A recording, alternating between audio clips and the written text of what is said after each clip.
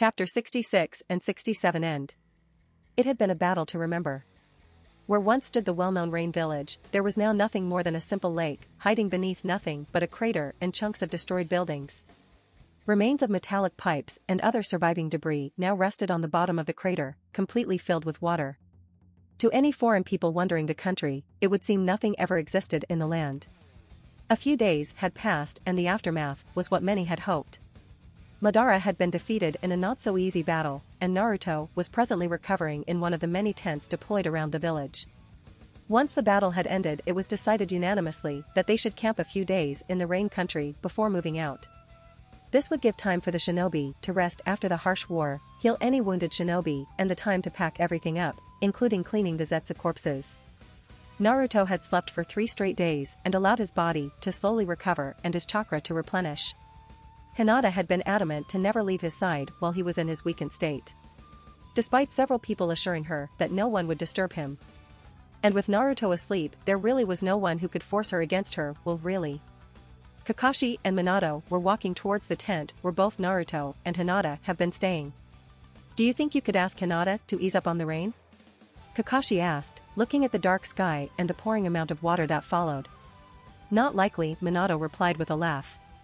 Thinking back when Hinata had been controlled by Madara, there was no small amount of panic when they realized what had happened. The general consensus was for the main brawlers to go help Naruto until Tobirama had pounded some sense into them. Gurh. Minato was broken from his thoughts when he heard a retching sound. "What is this you are forcing me to eat?" Naruto's unmistakable voice came from inside. "Eat you big baby," Hinata sounded somewhat exasperated. Minato smiled at Kakashi's snicker as both approached the tent. "Are you sure I can't have ramen?" "I'm sure Dad could flash to Konoha," Naruto pouted. Hinata's glare shut him up for good and he returned to eating his dinner. His meal consisted of some brown paste with something that resembled chunks of meat. The sight was not appetizing and the smell ever less. "You two seem to be having fun." Naruto looked up to see Minato and Kakashi pushing the tent flap aside and coming in. "Yummy," Kakashi joked, but was quickly silenced by Hinata's glare. "As to what you are eating," Hinata huffed, "it's a single-cell protein combined with synthetic amino acids, vitamins, minerals, and fast-acting digestive agents. It is everything the body needs," Hinata finished, but all she received was blank looks. "Of course it has," Naruto muttered as he continued to eat his nutritive soup. "You know? I know you want to be cool as me, but you can't pull the white hair," Kakashi said with a nice smile, earning a chuckle from the audience. A brief silence followed his words and the only sound was Naruto's spoon running over the metallic cup. Naruto finished his meal. "Can I get a moment alone with my dad?" Naruto rhetorically asked. Kakashi nodded and absently walked away. Hinata was a bit reluctant to leave his side. "I will be outside," Hinata finally agreed and walked outside. "I Stop," Minato said, raising a hand to stop Naruto from speaking. "I know you are going to apologize or go into some speech about how sorry you are for killing my father, right?" Minato asked and Naruto nodded, somewhat surprised. "The truth is that I was left alone in Konoha when I was very young. I have very few memories of my early years." Minato sighed and sat down next to his son. He ran a hand through his hair before continuing. "I know he loved me, and my mother very dearly. I remember that much. But after my mother died," he snapped. I could feel the change in his black eyes, and that very same image is still imprinted in my mind. "She was killed by Rain Shinobi, but I'm unaware of the circumstances. He had nothing before he met her and even she was taken from him. You know what Tobirama said about uchihas and their ability to show love. After she died, he trained me to the ground, sparred with me until I fell asleep with exhaustion. And the moment my eyes awakened, he stopped and dropped me off in Konoha, saying that he would not force his son into his path. I will remember him as a loving father, but the man that was defeated a few days ago was not my father," Minato finished sadly. "Just another victim of a war-torn world," Naruto muttered when Hinata poked her head inside the tent. "You have a visitor," Hinata said and pulled the tent flap to the side, showing Uchiha Izuna being escorted by 2 shinobi from the rock village. "What is his story?" "I do not remember him during the war," Naruto asked, motioning for Izuna to come inside, still escorted by the guards. Izuna did not fight in the war. He was found in one of the houses with the very same stasis seal as every citizen of the Rain Village, Hinata explained.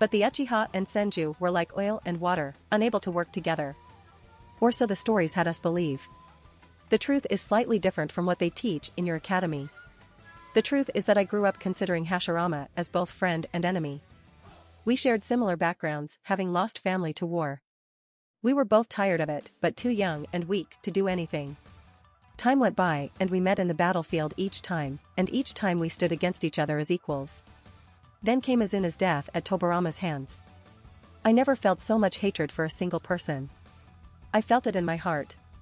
My pain grew, and my eyes reacted, blossoming into the Manjikyu. Armed with a new weapon, I charged against Hashirama and the Senju with all my might and anger. But in the end I was defeated once more. But to my surprise, Hashirama was willing to give up his life to change mine. I laid down my weapons and teamed up with Hashirama. Konoha was born. Years passed and I left the village, not for losing the Hokage position, but because of my pathetic and foolish clan. They wanted more. Of course they did. In retrospect, I should have seen it coming. The human greed never ceased to amaze me. The war had stopped, the world was blooming with peace and prosperity, but that wasn't enough for them. I warned Hashirama of my clan's ambitions and left the village. I stuck to the shadows and watched with grim eyes the flame of war sparking once more. War, it seemed, was ingrained in our very own DNA. It seemed that war was what made humanity. A long time ago, when people still didn't know anything about the concept of chakra, they still used to fight each other. Instead of chakra, they used swords and arrows. With the knowledge of chakra, you could say things become worse. In the end, the battles became even more gruesome. Hagoromo's vision was flawed. He spread chakra through the world in the hopes of connecting people. He wished for everyone to understand each other without words. He wanted to usher a new era of peace and prosperity, with everyone understanding not only themselves, but one another in a far deeper level than simply trading words. But he underestimated us, the humanity. We are flawed creations in the end. People didn't use the chakra to connect with others, but to instead connect their inner spiritual and physical energies together. They needed their inner chakra to amplify it and transform it into modern-day ninjutsu. In the end, they ended up using their chakra in battle, just as Hagoromo's mother, Kaguya, once did. I was lost. I did not know what to do. My family had died to war. Even when we achieved peace, the flame of war still carried on, coming from both outside and inside the villages. Hagoromo brought peace to our world once before. He gave us understanding, peace, harmony, a paradise on earth. But even with all that, humanity wanted more. I didn't know what the world needed anymore. Did it need peace and prosperity brought through love and kindness? Or did it require subjugation and domination brought upon by a dictator and tyrant? Since the first did not work, I went for the obvious alternative. But I needed to be stronger. I wasn't powerful enough to take on the world alone. I fought Hashirama for a piece of him, literally. But even with Kurama by my side, yes, I know your name, I lost. I wasn't surprised really. But what really shocked me was that Hashirama did not kill me.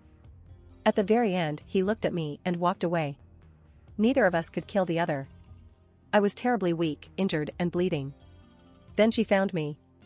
Namake's Hanako. An ordinary civilian girl, the daughter of a small local fisherman. It's funny really.